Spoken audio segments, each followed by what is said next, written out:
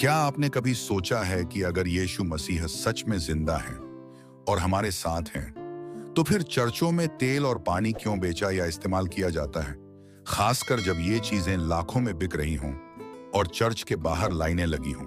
सवाल उठना लाजमी है, क्या ये परमेश्वर की महिमा है या एक नया धार्मिक बिजनेस मॉडल? आज हम इसी पर बात करेंगे, बाइबल से लेकर आधुनिक चर्च तक, और साथ ही प्रोफेट बजिंदर सिंह की, जिनके ऊपर अक्सर लोग सवाल खड़े करते हैं कि वह यीशु मसीह से ज्यादा तेल और पानी लोगों को देते हैं। लोग कहते हैं कि वह तेल और पानी का बिजनेस करते हैं। आज हम इन सभी सवालों के जवाब देखने वाले हैं। दोस्तों, मेरा आपसे अनुरोध है कि आप वीडियो में लास्ट तक बने रहें। वीडियो को पूरा देखें, क्योंकि बाइबल कहती है अधूरी जानकारी बड़ी खतरनाक होती है। और साथ ही हमारे चैनल को सब्सक्राइब करें, वीडियो को लाइक करें और ज्यादा से ज्यादा शेयर करें। आइए वीडियो शुरू करते हैं।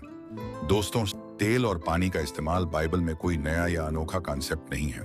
पुराना और नया दोनों नियमों में इनका आध्यात्मिक महत्व स्पष्ट है। दोनों ही नियमों में परमेश्वर ने तेल और पानी का इस्तेमाल किया है अपनी महिमा के लिए। मैं आपको कुछ उदाहरण देता हूँ। लय व्यवस्था 8 अध्याय वचन 10 में हारून और उसके बेटों का अभिषेक तेल से किया गया। एक शमूएल 16 अध्याय वचन 13 में शमूएल ने दाऊद को तेल से अभिषेक किया। मरकुस 6 अध्याय वचन 13 कहता है वे बहुत से बीमारों पर तेल मलकर उन्हें चंगा करते थे। याकूब 5 अध्याय वचन 14 में लिखा है, यदि तुम में से कोई बीमार हो तो कलीसिया के प्राचीनों को बुलाओ और वे प्रभु के नाम से उस पर तेल मलकर उसके लिए प्रार्थना करें। और रही बात पानी की, तो 38 साल का व्यक्ति जो एक कुंड के किनारे पड़ा रहता था, और उस कुंड में जो पानी था उससे लाखों लोग चंगे होते थे। वहां पर परमेश्वर ने लोगों को चंगा करने के लिए पानी का इस्तेमाल किया। और एक बार यीशु मसीह ने एक अंधे की आंखों पर थूक से मिट्टी छान कर लगाई और उससे कहा, जाकर शिलो के कुंड में अपनी आंखों को धो ले। और जैसे ही उस अंधे ने उस पानी से अपनी आंखों को धोया, वह देखने लगा। दोस्तों, तेल एक प्रतीक है अभिषेक, आत्मा और चंगाई का।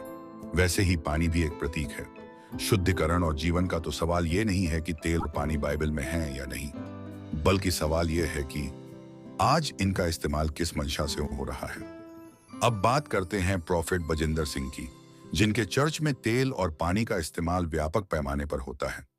उनकी सभाओं में अक्सर यह देखा गया है कि लोग लाइन लगाकर अभिषेक के तेल और प्रार्थना जल लेने आते हैं। लोगों की गवाही है कि इन चीजों से चंगाई, बरकत और आत्मिक छुटकारा मिला है। आइए पहले यह वीडियो क्लिप देख लीजिए। हम बेटे कहाँ से आए? बटाला से आए पापा जी। जय मसीह पापा जी को, सारी कलीसिया को जय मसीह पापा जी। मैं मतलब बटाला से आई हूँ। मैं 3 साल से पापा जी मैं मतलब जलंधर जहाँ चर्च में जुड़ी हूँ। पापा जी, मेरी बेटी की शादी की 3 साल के बाद उसको बच्चे की ब्लेसिंग मिली। पापा जी, लोग कहते थे कि इसके बाद बच्चा नहीं होगा। पापा जी, मैं बहुत रोती कलपती थी।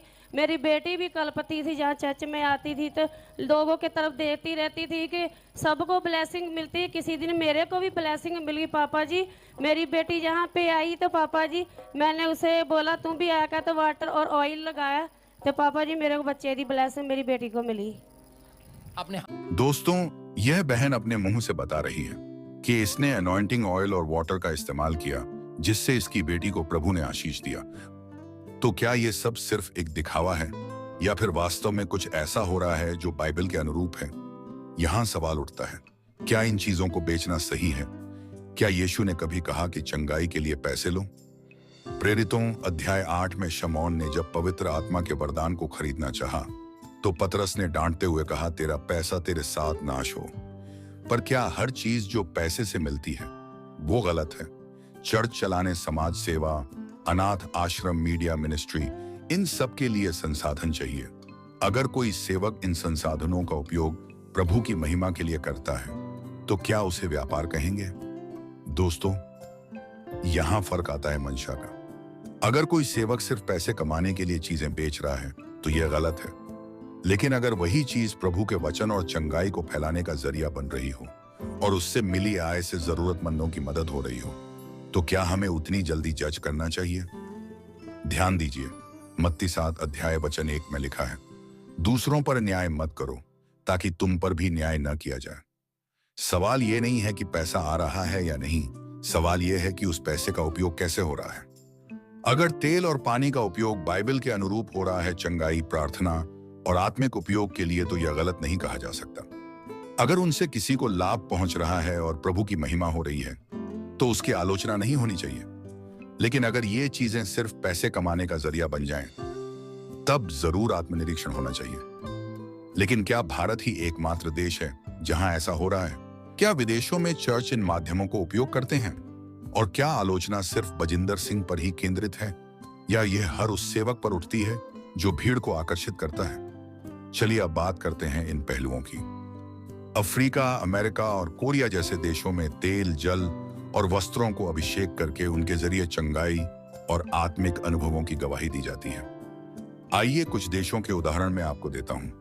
प्रोफेट टीबी जोशुआ जो नाइजीरिया से थे, एनॉइंटिंग वाटर उनका चर्च वैश्विक स्तर पर भेजता था। बेनी हिन जो अमेरिका से हैं, चंगाई सभाओं में तेल और वस्त्रों से प्रार्थना की जाती थी। यानी ये केवल भारत का मामला नहीं बल्कि एक वैश्विक आध्यात्मिक परंपरा है। फर्क सिर्फ इतना है कि भारत में इसे अधिक व्यावसायिक रूप में देखने का नजरिया प्रबल है। इस तुलना से स्पष्ट होता है कि जहां भी तेल और जल प्रयोग अधिक दिखता है वहीं आलोचना अधिक होती है। लेकिन यह भी सच है कि गवाही भी वहीं सबसे अधिक होती है। कुछ आलोचकों का कहना है कि यह सब बिजनेस है, लोगों की भावनाओं से खेला जा रहा है। आइए इसी सवाल के उसमें हम कुछ उदाहरण भी देख लेते हैं। क्या किसी अस्पताल में इलाज फ्री होता है? क्या हर एनजीओ बिना चंदा चलती है?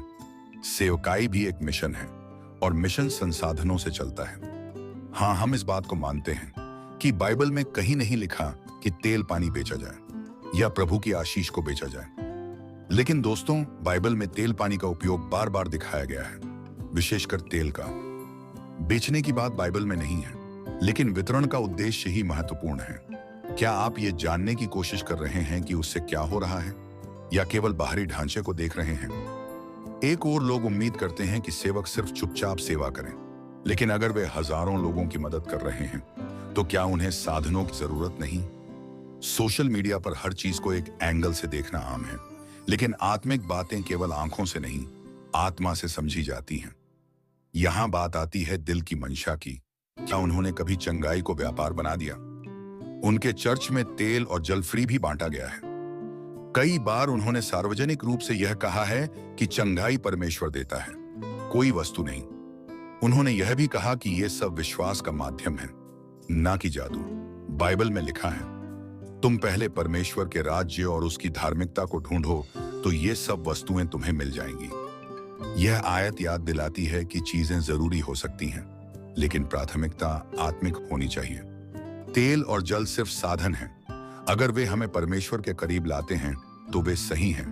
अगर वे हमें सिर्फ वस्तु तक सीमित कर दें तो गलत हैं। आलोचना जरूरी है, लेकिन जांच आत्मा से होनी चाहिए। हर सेवक की नीयत को परखने से पहले उनके फल देखो।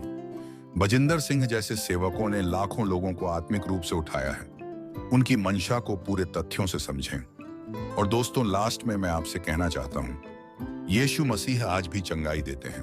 तेल और पानी सिर्फ एक माध्यम है, चंगाई परमेश्वर से आती है। दोस्तों, यह वीडियो आपको कैसा लगा? कमेंट में अपनी राय जरूर दीजिए। सबको जय मसीह की। प्रभु आप सबको आशीष दे। आमीन।